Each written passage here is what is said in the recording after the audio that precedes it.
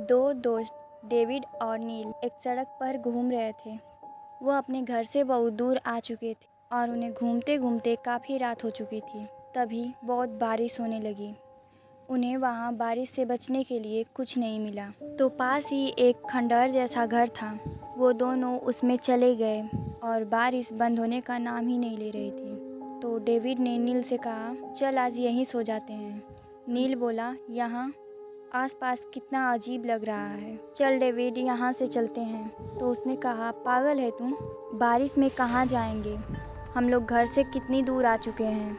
तो नील ने कहा, कहीं भी जाएंगे लेकिन यहाँ नहीं रुकेंगे, मुझे यहाँ बहुत डर लग रहा है। डेविड ने उसका मजाक बनाते हुए कहा, हाँ यहाँ पर भूत है।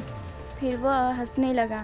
नील बोला, देख डेविड, ऐसा नहीं बोलते हैं, सच में भूत होते हैं। डेविड बोला, तुझे नहीं सुना तो मत सो, मैं जा रहा हूँ सोने।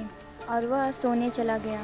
नील को नींद नहीं आ रही थी, उसे अजीब आवाज़ें सुनाई दे रही थी। उसने अपने कान बंद कर लिए और उसे अचानक ही नींद आ गई। जब नील की आंखें खुली तो वह घर के बाहर एक पेड़ के पास पड़ा हुआ था। उसने खुद से कहा, मैं यहाँ कैसे आया। उसने आसपास देखा लेकिन डेविड उसके पास नहीं था।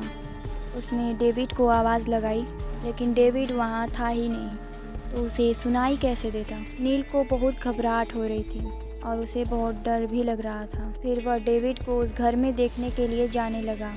तभी एक बूढ़ी औरत ने नील को रोक लिया, लेकिन मेरा दोस्त तो उस घर में है। बूढ़ी औरत ने बोला, यह लो, इसमें तुम्हारे सारे सवालों का जवाब है। और नील को एक किताब दे दी। वह बूढ़ी औरत उससे कहती है, चले जाओ यहाँ से।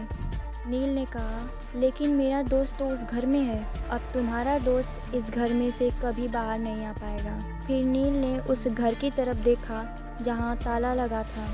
उसे कुछ समझ नहीं आ रहा था। तभी वह औरत कहती है, अब जाओ यहाँ से। नील के मन में बहुत से सवाल थे। मन ही मन सोच रहा था कि शायद डेविड मर चुका होगा। वह उस किताब को लेकर अपने घर पहुँच गया और घर पहुंचकर उस किताब को पढ़ने लगता है। उस किताब में एक कहानी थी, एक छोटी सी बच्ची की जो अपने माता पिता के साथ घर में रहती थी। एक दिन वह तीनों घूमने जा रहे थे। उस लड़की का नाम रोहिणी था और वह अपने माता पिता के पास ही जा रही थी। लेकिन रोहिणी अपने माता पिता के पास पहुंचती उससे पहले ही उसके माता पिता का एक्सीडेंट हो जाता है और वह वहीं मर जाते हैं। रोहिणी बहुत रोती है और 2 दिन तक अपने घर से बाहर नहीं निकलती है।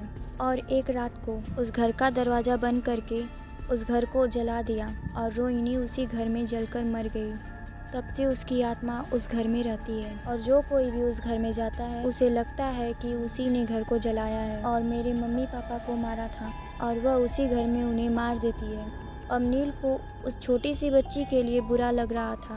तब नील ने आगे बढ़ा, वह उसे ही मारती है जिन्हें उससे डर नहीं लगता है। नील को सारी बातें समझ में आ गई। उसे सारे सवालों का जवाब मिल गया।